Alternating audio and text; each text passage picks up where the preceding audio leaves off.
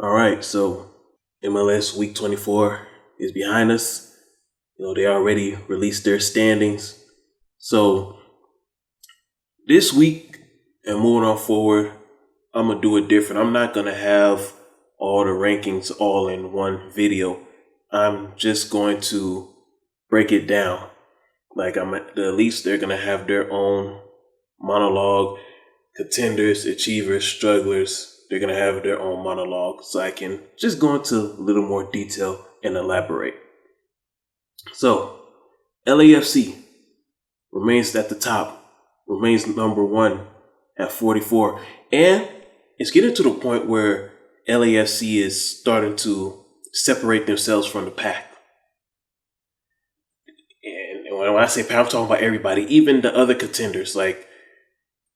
It's not at the same magnitude as how New England did it last year. Because last year, it seemed like New England was at the top from start to finish. It was like a wide gap.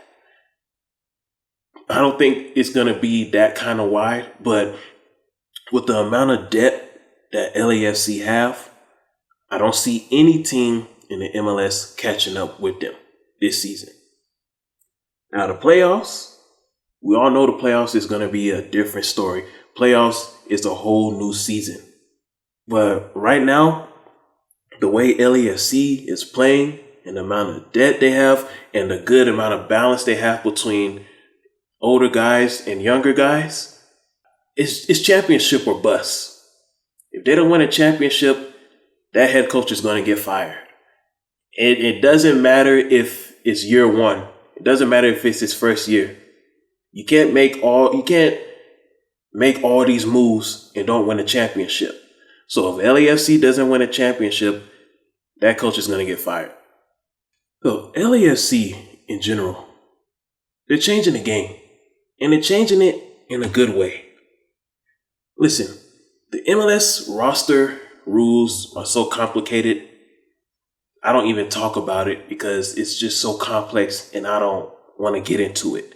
You got TAM, GAM, designated player. It's just so much that I just don't want to get into it. I like what LAFC is doing. Even if it's unethical, even if they're breaking the rules, I don't care. I want to see teams be more aggressive. I want to see teams just try to get as many good players as they can because the MLS needs more stars. We don't need teams like New England that just get players, develop them, and then sell them. New England is a European developmental club. New England is not a serious club, so we don't need clubs like that. LAFC is the exact opposite of New England. So could they be the villain of the MLS? Could LAFC be the villain of the MLS? It depends on them winning championships.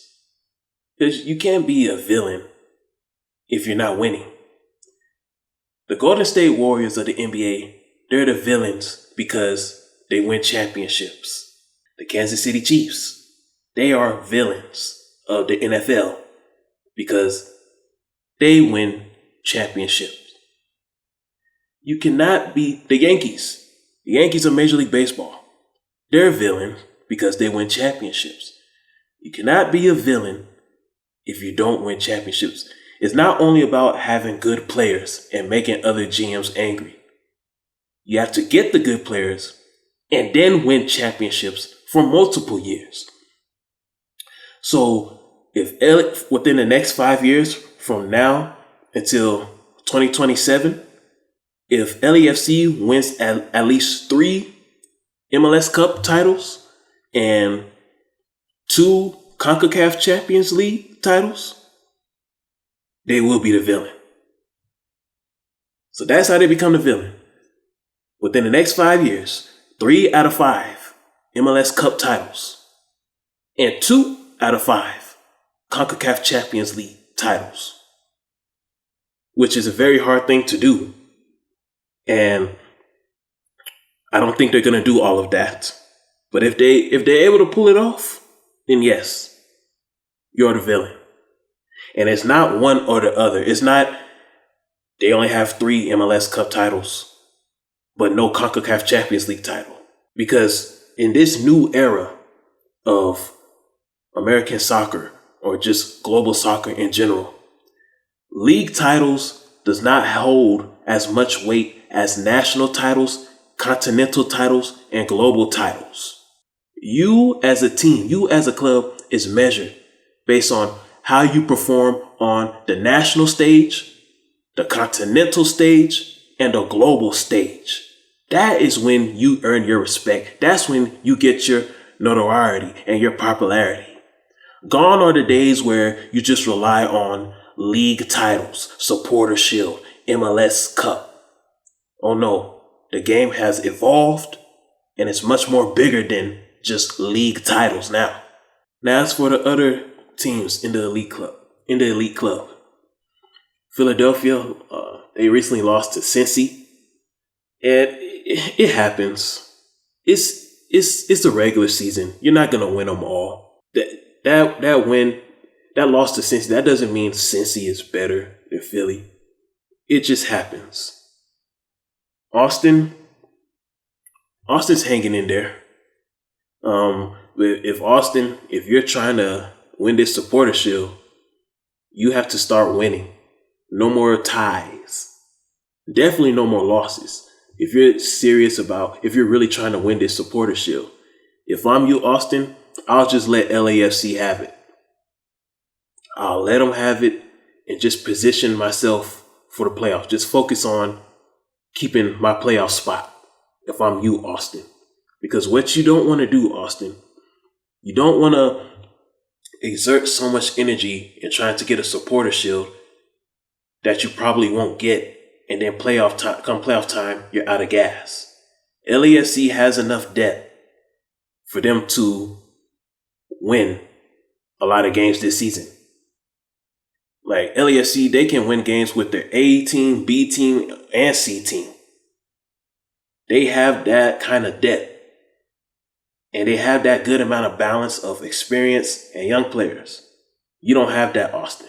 So if I'm you, Austin, I'll let LAFC have that Supporter Shield. And my main focus is going to be the playoffs. Now, in my honest opinion, Supporter Shield is not a big thing as what it used to be because the game is continuing to evolve. National titles, continental titles, and global titles are bigger than league titles because the game of soccer is becoming more globalized and you become more noticeable based on how you perform in the CONCACAF Champions League tournament, FIFA Club World Cup, and Supporter Shield. I mean, not Supporter Shield, US Open Cup. Dallas, New York Red Bulls. I don't know what to say much about these two teams. Maybe they're just trying to just preserve their energy for the playoffs. Just the regular season, you're gonna have ups and downs. So New York Red Bulls, ever since their US Open Cup match against Orlando, Red Bulls haven't been the same. I don't know what that issue is. That loss against Colorado earlier this week on a Tuesday, I think that should have ended in a draw, and the referees really screwed the Red Bulls on that one. But I think the Red Bulls will get it together. Dallas is not bad, but they're not too good. They're pretty average too at times. They show glimpses of being really good, and then at times it just looks like they don't want to be out there.